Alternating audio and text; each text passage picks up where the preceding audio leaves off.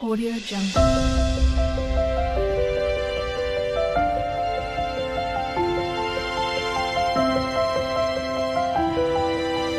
Audio Jungle.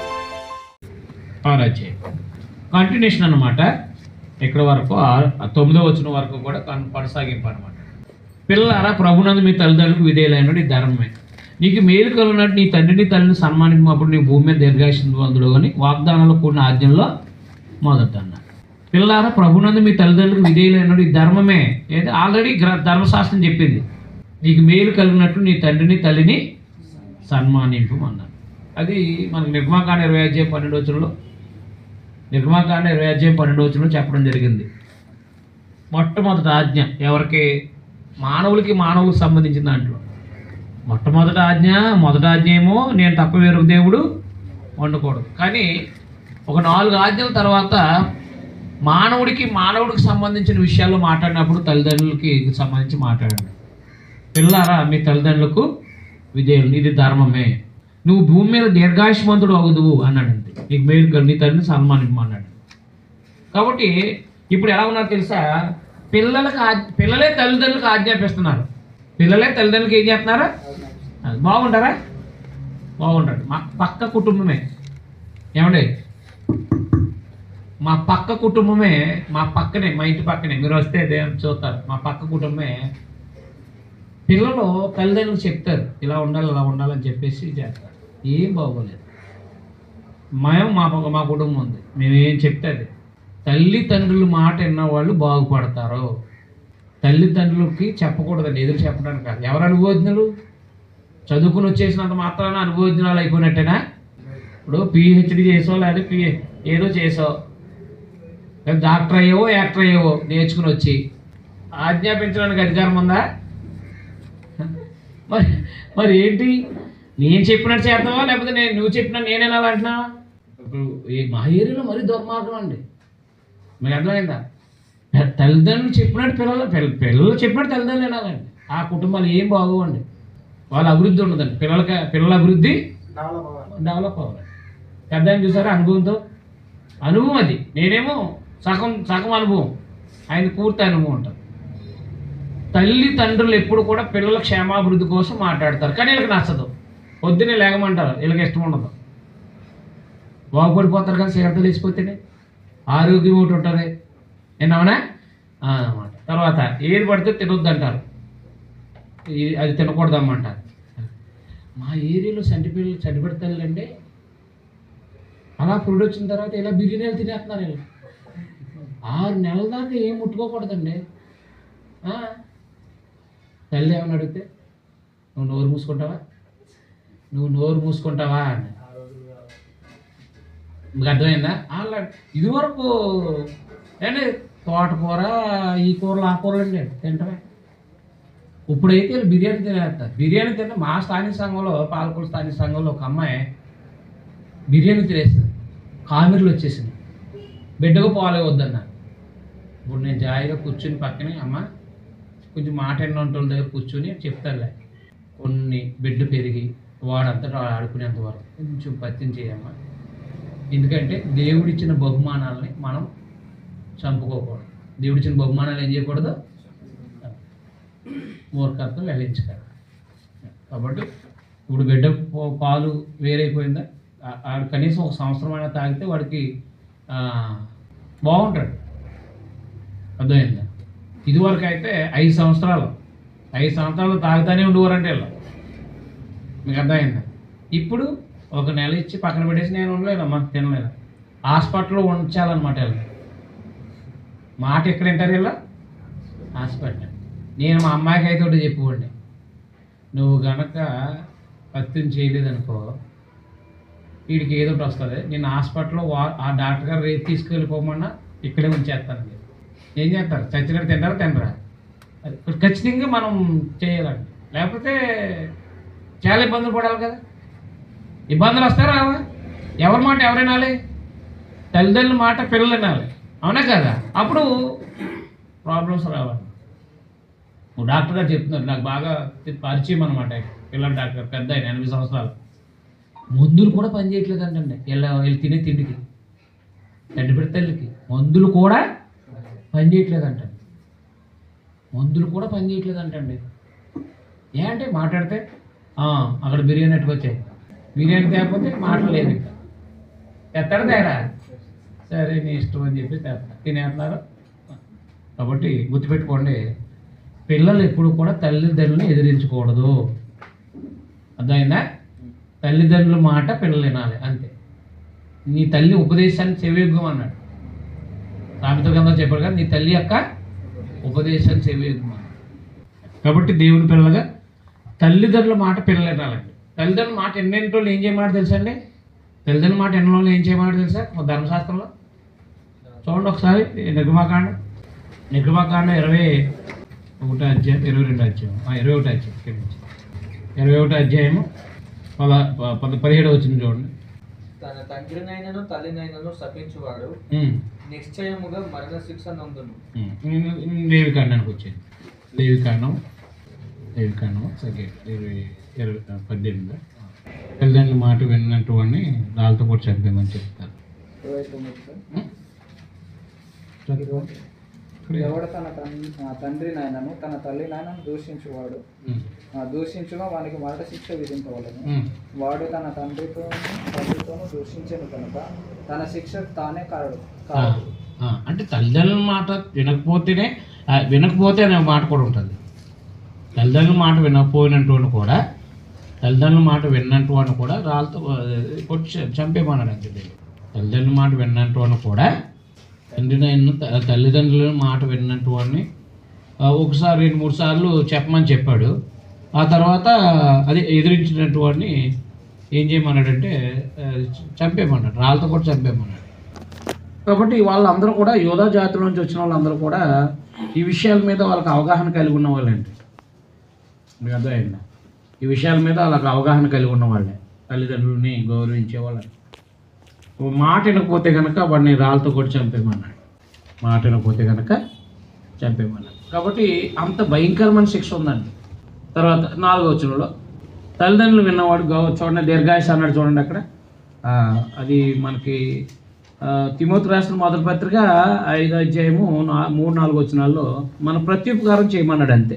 అంటే తల్లిదండ్రులను సన్మానించడం అంటే ఏంటంటే, మనకు భోజనం పెట్టారు, మనం భోజనం పెట్టాలి. మనకు అనారోగ్యంలో చూపించారు, మనం వాళ్ళకి అనారోగ్యం ఉన్నప్పుడు చూపించాలి. మనకు నీడనిచ్చారు, వాళ్ళకు కూడా నీడవాలి. చాలామంది తల్లిదండ్రులు వృద్ధాప్యులు ఉన్న వాళ్ళని వదిలేస్తున్నారు కదా, ఓల్డ్ ఏజ్ హోమ్లో పడేస్తున్నారు కదా. అది కరెక్ట్ కాదు. క్రైస్తవులు అయితే అలాంటి పనులు చేయకూడదు. గుర్తుపెట్టుకోండి విషయాల్ని. తల్లిదండ్రులని మాట వినడం ఎంత ప్రాముఖ్యమో, తల్లిదండ్రులు చూడడం కూడా అంతే ప్రాముఖ్యం. భక్తికి సంబంధించిన విషయాలు అనమాట. ఇది వాగ్దానంతో కూడిన ఆజ్ఞల్లో మొదటిదాన్ని. తర్వాత 4వ వచనం, తండ్రులారా మీ పిల్లల కోపం రేక ప్రభు యొక్క శిక్షలో బోధలో వారిని పెంచండి అన్నాడు. కాబట్టి పిల్లలకు కోపం రేపకూడదు. వాళ్ళు ఎలా ఉన్నారు, వీళ్ళు ఉన్నారు, ఇలాంటి కోపం రేపకూడదండి. చదువుకోమని చెప్పేసి మనం గౌరవించి, లేకపోతే మాట వినేటట్టుగా వాళ్ళు నడిపించాలి. కోపం లేకుండా ప్రభు యొక్క శిక్షలో బోధలు వారిని పెంచాలి. బోధ చెప్పాలి, శిక్ష చేయాలి. దేవుడు మాట విన్నట్టు వాళ్ళని శిక్షించేవాడా, శిక్షించలేవాడా? పాత నిబంధనలో దేవుడు మాట వినకపోతే కనుక శిక్షించేవాడా కాదా? అంతే. బెత్తం వాడిన కుమారుడు తండ్రికి విరోధం అన్నాడు కదా సామెతల గ్రంథంలో. కాబట్టి ఏం చేయాలా? బెత్తం ఆడాలి వద్దా? అంతే. శిక్షించాలి, బోధించాలి. బోధ ముందా, శిక్ష ముందా? మన వాళ్ళు ఏం చేస్తారు? శిక్ష ముందు, బోధ తర్వాత. ఎందుకు చేసేవాళ్ళు తప్పు కదా అంటాడు అనమాట. ఎప్పుడు చెప్పాలి ఇతను? కూర్చున్నప్పుడు, నుంచున్నప్పుడు, తావు నడిచేటప్పుడు చెప్పాలి. నాయన ఇది చేయకూడదు, అది చేయకూడదు, అది తప్పు, ఇది తప్పు, ఇది చేయకూడదు, ఇవన్నీ చెప్పాలండి. చెప్పిన తర్వాత చెప్తూ అనేక సార్లు చెప్పుకున్న తర్వాత తప్పు చేశాడు. తెలియక చేస్తారు వాళ్ళు. పిల్లలు కొన్ని చేయడానికి తెగింతారు. చేసినప్పుడు నేను చేయొద్దన్నాను కదా, చాలాసార్లు చెప్పాను కదా అని చెప్పి శిక్షించాలి. అర్థమైనా అర్థలేదా? అందువల్ల ఈ క్రమశిక్షణ మనం ఇంట్లో నేర్చుకోవాలండి. ఈ క్రమశిక్షణ అంతా కూడా మన ఇంట్లో నేర్పాలండి పిల్లలకి. అది ప్రభు యొక్క పాపం రేపగా వారిని ప్రభు యొక్క బోధలో, శిక్షలో పెంచమన్నాడు. తర్వాత దాసులారా. దాసులు అంటే మనం ఎవరికైనా అయినా పని చేసేటప్పుడు వాళ్ళని దాసులు అంటారు. యథార్థమైన ఉదయం గలవారు భయంతో వణుకుతో క్రీస్తులకు వాళ్ళే శరీర విషయం మీ యజమానులైన వారికి విధేయులైన అన్నాడు. కొంతమంది యజమానులు ఉన్నప్పుడే బాగా పనిచేస్తారు. యజమానులు వెళ్ళిపోయారు అనుకోండి, ఆ పార ఆ గడిపార అలా పక్కన అడిగి సిగరెట్ అంటించుకుని పైకి చూస్తూ ఉంటారు. అంతేనా? యజమానులు ఉన్నప్పుడు టగ టగ టగ అంటూ ఉంటారు కదా, అడవాడు చేసేస్తారు. అడవాడు చేసేవాడు అసలు పని చేయడు. ఎవడను పొద్దున సాయంత్రం తాపీగా పనిచేసేవాడే పని చేస్తాడు. ఆ యజమానులు ఉన్నప్పుడు తెగ బిల్డప్ ఇచ్చేస్తాడు. యజమానులు వెళ్ళిపోయాడు అనుకోండి, వెళ్ళిపోయా అలా ఉండకూడదంట. క్రైస్తవులు అయిన తర్వాత మనం ఎవరి యజమాని కింద పనిచేస్తున్నామో ఆ యజమానుడు చెప్పినట్టుగా చేసి మనం చేయాలండి. లేదు ఆ పని చేయలేకపోతున్నాం, వేరే పనిలో జాయిన్ అవ్వాలి అంతే తప్ప మనం యజమానుని మాత్రం మోసం చేయకూడదు. క్రైస్తవులైనటువంటి వాళ్ళు యజమానులైనటువంటి వాళ్ళని గౌరవించాలి, వాళ్ళకి విధేయులై ఉండాలండి. వాళ్ళ పనిలే కదా చేయమంటారు, ఏమైనా చేయమంటారా? విగ్రహాల కాడ ఏమైనా తినమంటారా, లేకపోతే వేరే చెప్తారా? చెప్పేద్దాం మనం. మీరు ఏ పని చెప్తే పని చేయడానికి వచ్చాం మనం అని. అదే అంతే తప్ప వాక్య విరుద్ధమైన పనులు చేయమన్నప్పుడు ఆయన చేయమంటే మనము చేయము. అందువలన ఎప్పుడైనా సరే అది ప్రభుత్వ ఉద్యోగులైనా ప్రైవేట్ ఉద్యోగులైనా ఎవరైనా సరే యజమానుడు చెప్పింది చెయ్యాలి. కానీ 100% యజమానుడు తిడతానే ఉంటారు, మా వాడు మంచోడు కాదని. ఏమన్నా అంటేనే ఎదురుగుండా చేస్తారో లేదా తర్వాత పని చేయరండి. అలా ఉండకూడదని క్రైస్తవులు అర్థమైందా? కుర్రోళ్ళు ఆదికాండం వినడానికి వచ్చారు, నైట్ డ్యూటీ చేస్తున్నారంట. ఏం నువ్వు పడుకుంటున్నారంటే నైట్ డ్యూటీ అంటే ఏంటండి? నైట్ పని చేయాలి. ఏదో గంట 2 గంటలు పని చేసేసి మిగతా టైం పడుకుంటున్నారంట. యాకోబు తన మామ మంద కాసినప్పుడు అర్థమైందా ఏం చెప్పాడు తెలుసా? నా నిద్ర నైట్లు నా కన్నులకు దూరం అయింది అన్న. అంటే ఎంత సిన్సియర్గా చేశాడండి ఆయన.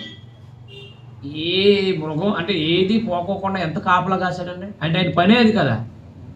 పగల వెళ్ళారండి, ఆ నైట్ వెళ్ళమన్నాడు అల్లుడిని, నైట్ 2-3 రోజులు కాయమన్నాడు. నైట్ కూడా నిద్రపోకుండా కాపలా కాస్తాడండి. నైట్ డ్యూటీ బాగా చేసినట్టే కాదా? మరి మనోళ్ళు ఏంటి, సగం బాగా సగం వాళ్ళ తర్వాత చేస్తున్నారు. అది ఆ కూరగాయలు అందరూ చాలామంది యవనస్తులు వచ్చి మాతో మాట్లాడారు, మేము ఎగ్గొట్టేస్తున్నామని పని ఇప్పుడు నుంచి జాగ్రత్తగా చేస్తామని. అంటే క్రైస్తవుడు అయిన తర్వాత మనం ఎవరి కింద అయితే పని చేస్తున్నామో వాళ్ళు యథార్థంగా ఉండాలండి. అది వాడు మన యథార్థం చూసి మారిపోవాలండి. ఒకవేళ అన్నిజనుడైన యజమానుడు మన యథార్థతను చూసి ఏమైపోవాలి, మారాలి. అదనమాట. అందుకే ఎందుకంటే వాళ్ళ యథార్థత ఉండదు కాబట్టి.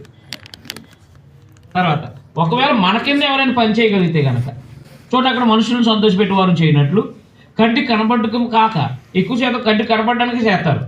క్రీస్తు దాసులమని ఎరిగి దేవుని చిత్తమును మనపూర్వకంగా జరిగిస్తూ మనుషులకు చేసినట్టు కాక ప్రభువులకు చేసినట్టు ఇష్టపూర్వకంగా సేవ చేయండి. గొనుక్కోకండి, ఇష్టపూర్వకంగా సేవ చేయండి. దాసుడైన సొంతుడైన మీలో ప్రతివాడు ఏ సత్కార్యం చేయనో దాని ఫలాన్ని ప్రభువులను పొందనని మీరు ఎరుగుదురు. యజమానులారా, మీకును వారికి యజమానుడైన వాడు పరలోకమందు ఉన్నాడని ఆయన పక్షపాతం లేదని ఎరిగిన వారిని బెదిరించడం అని ఆ ప్రకారం వారి ప్రవర్తించారు. ఒకవేళ యజమానులుగా ఉన్నారనుకోండి క్రైస్తవులు, ఎవరినైనా 10 మందిని మీరు పని చేయించారు అనుకోండి, వాళ్ళు బెదిరించకూడదు. నేను ఎలా చేస్తాను ఆ 2 టైం చెప్పకూడదు, బెదిరించకూడదు. అర్థమైందా? దాసులను గౌరవించి ఏం చేయాలన్నమాట, పక్షపాతం ఏమి లేదని చెప్పి ఎదిగిన వారిని బెదిరించడం అని ఆ ప్రకారం చేయమన్నాడు. ఎందుకో తెలుసా? ఒకవేళ మీ ఎదుట మీకు యజమానుడు అయిన నేను అన్నాడు అంతే, మీరు వాళ్ళకి యజమానుడు, నేను మీకు యజమానుడు. వాళ్ళని ఏమైనా చేస్తే మిమ్మల్ని నేను చేస్తానన్నాడు దేవుడు. మీకును యజమానుడు అయినటువంటి వాడు ఉన్నాడు అన్నాడు కొలసి పత్రికలో కదా. కాబట్టి యజమానులైన మనము ఒకవేళ మన కింద ఎవరైనా పని చేస్తే కనుక వాళ్ళు బెదిరించకూడదు. మనం బెదిరించకుండా పని చేయించుకోవాలి, జీతం ఇవ్వాలి. జీతం ఎగ్గొట్టకూడదు. అదైనా జీతాలు ఏం చేయకూడదు, ఎగ్గొట్టకూడదు. ఆనాడైతే ఏ రోజు కూలి ఆ రోజు ఇచ్చేయమన్నాడు అన్నమాట. ఇలా క్రమబద్ధంగా క్రైస్తవ కుటుంబం అనేది ఉండాలన్నమాట. క్రైస్తవ జీవితము కుటుంబము చూడండి ఎంత అద్భుతంగా ఉందో. ఇంతకుముందు ఏమన్నాడు 5వ అధ్యాయంలో, చీకటి సంబంధమైన జీవితాన్ని వదిలేసి, 5వ అధ్యాయంలో చెప్పాడు కదా, చీకటి సంబంధమైన జీవితాన్ని వదిలేసి ఏమన్నాడు, వెలుగు సంబంధులుగా మంచితనము యథార్థ నీతి ప్రవర్తించాలి. సమయాన్ని సద్వినియోగం చేసుకోమన్నాడు.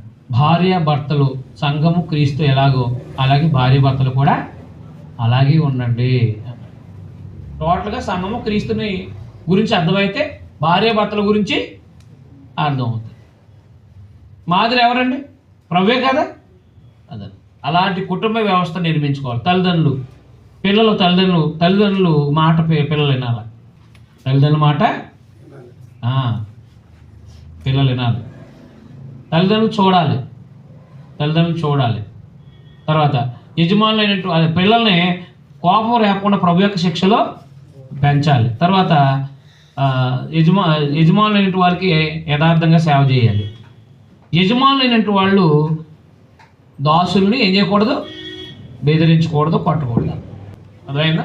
కాబట్టి 5వ అధ్యాయము 6వ అధ్యాయము 2 అధ్యాయాలు ప్రవర్తనకు సంబంధించినవి. మీకు అర్థమైందా?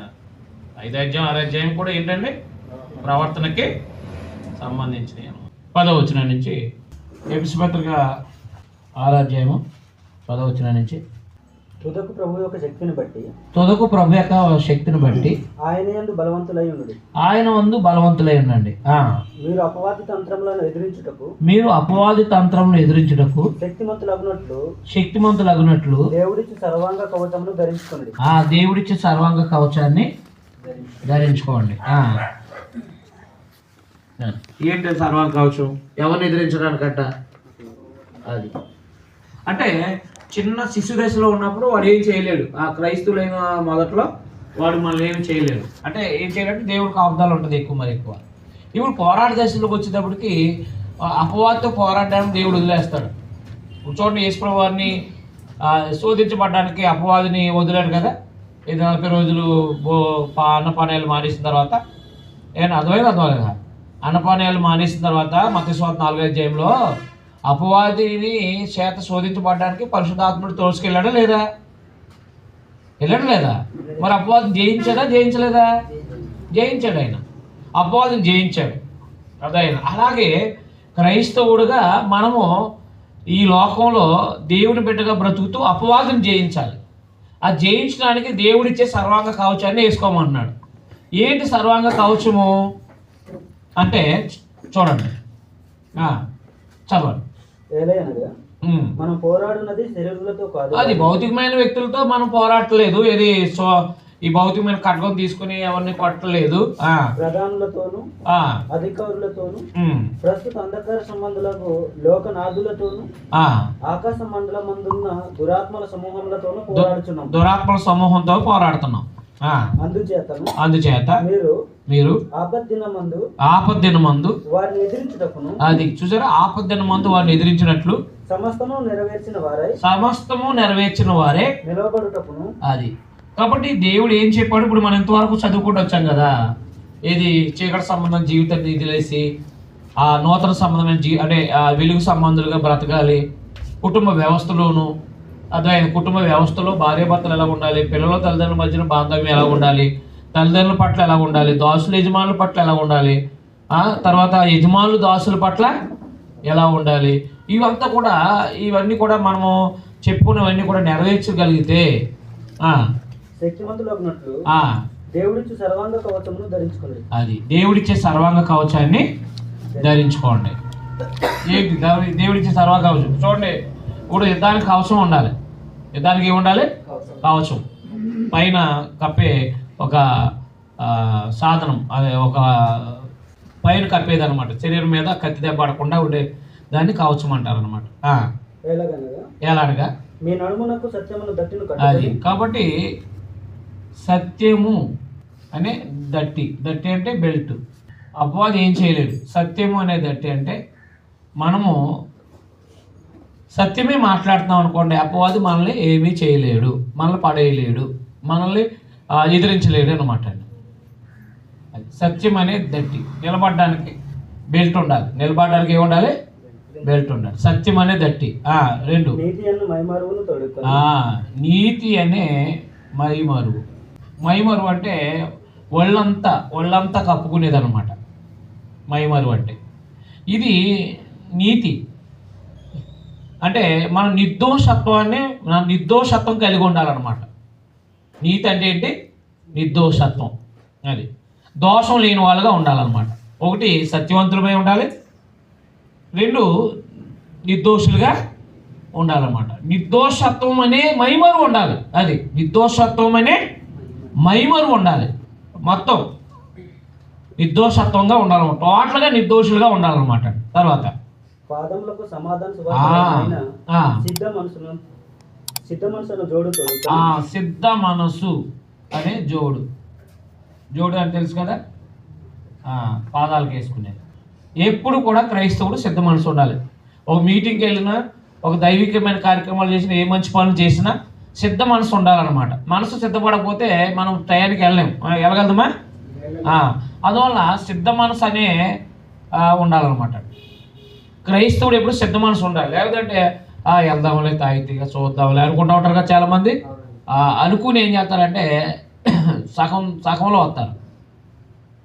అప్పుడు మనము దైవికమైన ఆరాధనలో కానీ, బైబిల్లో కానీ సగం మధ్యలో వెళ్ళామనుకోండి, ఏం అర్థం కాదు, ఎదగలేము, మనం ఆత్మీయంగా ఎదగలేము. అపవాది మనల్ని పొడిచాడనమాట, పోటు పొడిచాడనమాట.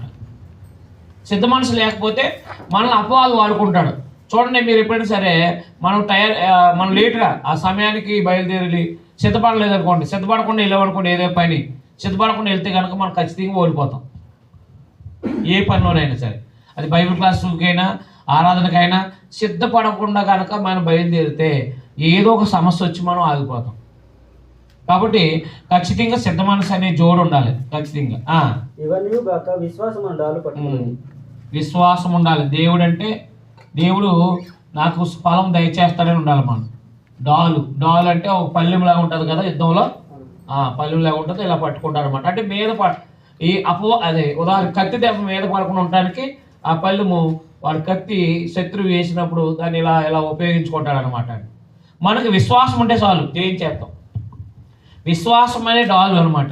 అంటే దేవుడు మనకి మనం ఏదైతే ముందుకు సాగుతున్నామో ఆత్మీయంగా ధైర్యంతో మనం వెళ్తున్నప్పుడు, దేవుడి మీద ఆధారపడి వెళ్తున్నప్పుడు మనల్ని అపవాది ఏమీ చేయలేరు. మీరు అవిశ్వాసంతో చేయండి, మీరు ఎదగలేరు. మీరు అవిశ్వాసంతో మీరు పనులు చేయలేరు.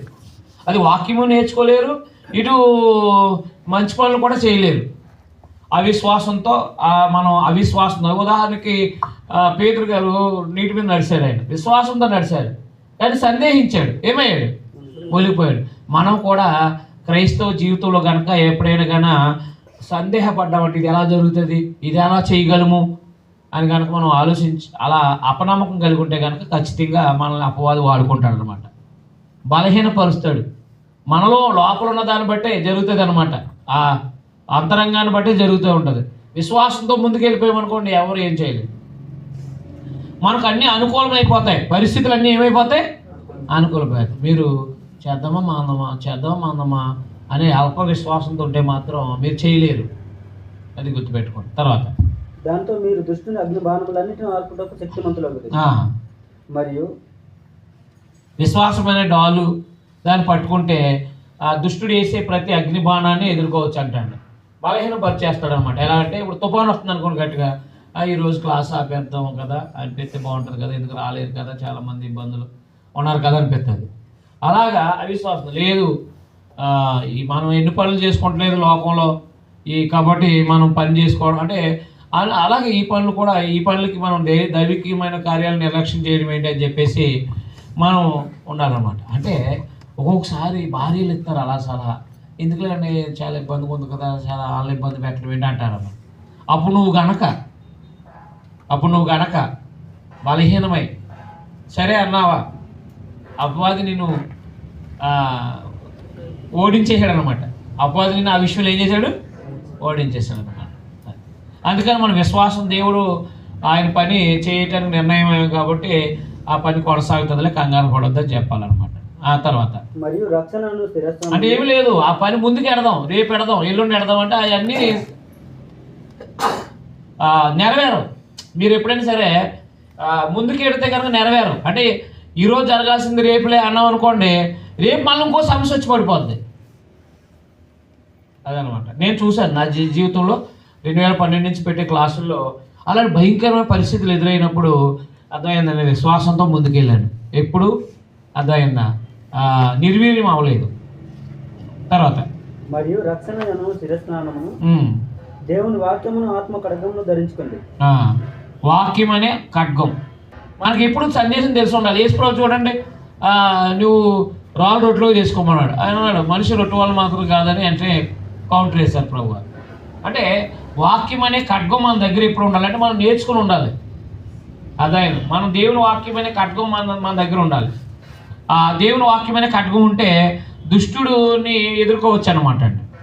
ఇక రక్షణ అనే శిరస్త్రానం, రక్షణ అనే శిరస్త్రానం, వాక్యం అనే ఖడ్గం, ఇవి మనం ధరించుకోవాల్సింది. ఇంకా ఆల్రెడీ రక్షించబడి ఉన్నాం కాబట్టి రక్షణలో మనం కొనసాగుతున్నప్పుడు మనం రక్షణ అనే శిరస్త్రానాన్ని కలిగి ఉన్నాం బట్టే.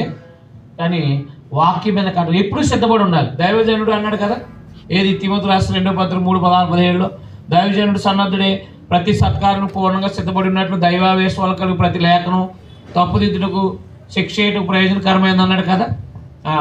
కాబట్టి వాక్యం అనే ఖడ్గం ఎప్పుడు ఉండాలి. ఎందుకంటే మనల్ని బలహీనం చేయటానికి అపవాది లేఖనాలు వక్రీకరిస్తాడు.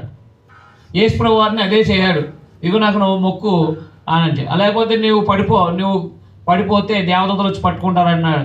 ఇలా లేఖనాలు వక్రీకరించినప్పుడు వాక్యము అనే ఖడ్గం చేత ప్రభువారు ఏం చేశారంటే అపవాదిని ఎదుర్కొన్నారు. విశ్వాసం చేత అర్థమైందా, అలాగే ఆయన ఎదుర్కొన్నారనమాట. అలాగే మనం కూడా అపవాది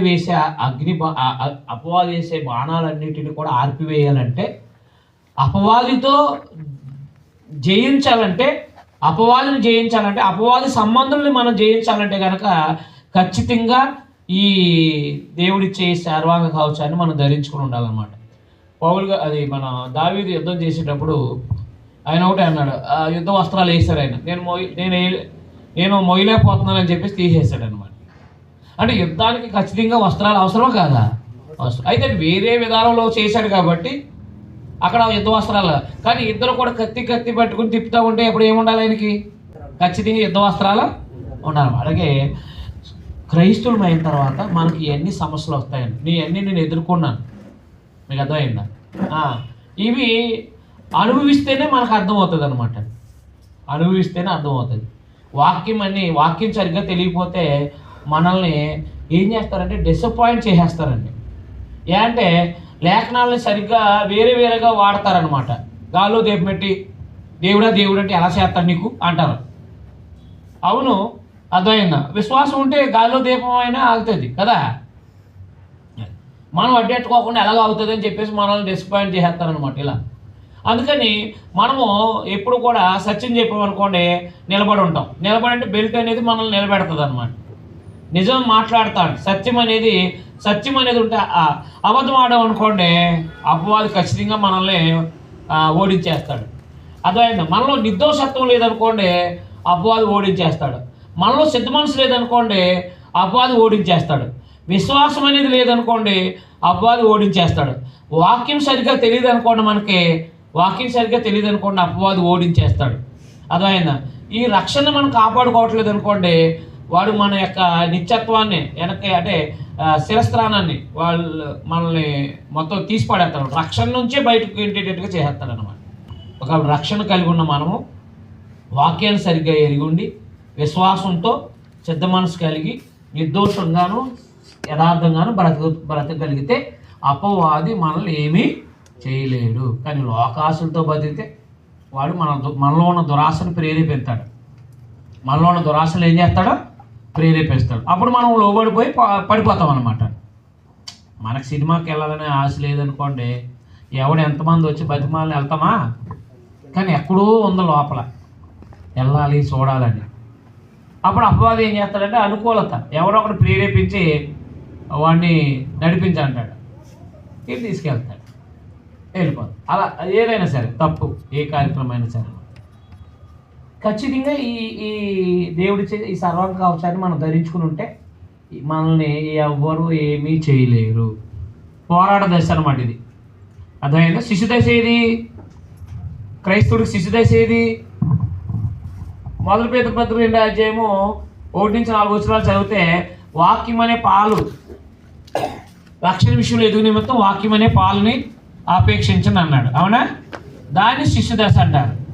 క్రైస్తవుడిగా మనకు కూడా దశలు ఉన్నాయి. శిశు దశ 1 Peter 2:1-4 చదివితే రక్షణ విషయంలో ఎదుగు నిమిత్తం అన్నాడు, శిశు దశ అన్నమాట. ఇవి ప్రాచీన జీవితాన్ని వదిలేయాలన్నమాట. అది శిశు దశ. అర్థమైందా? రేటు యవన దశ. యవన దశలో పోరాడాలి. ఇదే ఎపిసి పత్రిక 6వ అధ్యాయము 10 నుంచి 14 వచ్చిన. అర్థమైందా? యవన దశ అనేది ఏంటి? పోరాట దశ. తర్వాత తండ్రుల దశ. 1 యోహాను పత్రిక. తండ్రుల దశ అంటే ఇంకా అన్నీ ఆచరించే స్థాయిలోకి వెళ్ళిపోయినట్టు అనమాట. 2వ అధ్యాయం 12వ వచనం చూడండి. చిన్నపిల్లలారా, ఆయన నామమును బట్టి మీ పాపములను క్షమింపబడినవని గనుక. చిన్నపిల్లలారా అంటే బాప్తిసం పొందిన వాళ్ళారా, ఆయన నామాన్ని బట్టి మీ పాపాలు క్షమించబడిన మీకు రాయిచున్నాను. తండ్రులారా అంటే వీళ్ళు ఇంకా పోరాట దశ నుంచి అదే సగపెద్దల దశకు వచ్చేసారనమాట. తండ్రులారా మీరు ఆది నుండి ఉన్నవాడిని ఎరుగున్నారు కనుక మీకు రాస్తున్నాను. యవనస్తులారా అంటే ఎపిసి పత్రిక 6వ అధ్యాయం చెప్పింది ఏది? యవనస్తులారా మీరు దుష్టుణ్ణి ఏమన్నాడు? అది ఇది ఇక్కడ అనమాట యవన దశ. తండ్రుల దశ అంటే సంపూర్ణంగా సంఘ పెద్దల స్థాయి. అంటే తన పిల్లల్ని భార్య బిడ్డలందరినీ సంపూర్ణంగా ఏలుబడి చేసి స్థాయి అనమాట అది. అదే చిన్నపిల్లల దశ అంటే ఇక వాక్యాన్ని విని అభివృద్ధి అయ్యే దశలో ఉన్నారు. అప్పుడు ఏమీ అపవాది చేయడు. కానీ యవన దశలోకి వచ్చినప్పుడు మాత్రం పోరాటం, మన నిత్యత్వాన్ని వదిలేసి అంతగా పోరాడతాడు. అప్పుడు మనం ఆయన దేవుడిచ్చే సర్వాంగ కవచాన్ని ధరించుకుని ఉంటే కనుక మనం అపవాదం జయిస్తాం. అపవాదం జయించిన తర్వాత ఎక్కడికి వస్తాం? మనం తండ్రి దశలోకి వస్తాం. కానీ తండ్రి దశలోకి వచ్చిన తర్వాత అపవాది మనల్ని ఏమీ చేయలేడు అనమాట. అన్నీ నెరవేర్చిన వారం అయితే ఇక అపవాది ఏం చేయగలుగుతాడా? ఏం చేయలేడు అనమాట. అదనమాట యవ్వన దశలోనే. ఇప్పుడు పాడైపోయింది ఎప్పుడు చెప్పండి భౌతికంగా? యవ్వన దశే కదా మరి. అలాగే క్రైస్తవుడిగా కూడా ప్రారంభంలో ఏముండదు, ఎదిగే సమయంలోనే, ఆత్మీయంగా ఎదుగుతున్న సమయంలోనే పక్కదారికి తీసుకెళ్ళిపోయేటట్టుగా చేస్తాడు అపవాది. నేను చాలామందిని చూశాను అలాగే. మీకు అర్థమైందా?